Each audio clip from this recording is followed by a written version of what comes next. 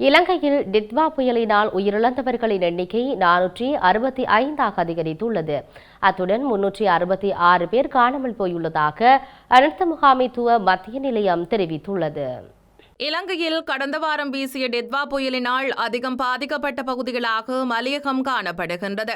அந்த வகையில் கண்டியில் 118 பேரும், பதுளையில் 83 பேரும், நுவரெலியாவில் 89 பேரும், குருநாகலையில் 53 பேரும், கேகாலையில் 22 பேரும், மாத்தளையில் 28 பேரும் உயிரிழந்துள்ளனர்.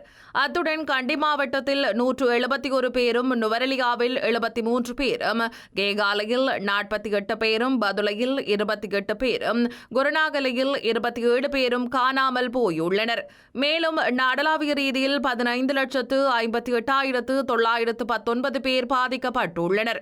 அவர்களில் 2,32,752 பேர் 1,433 இடைத்தங்கல் முகாம்களில் தங்க வைக்கப்பட்டுள்ளனர்.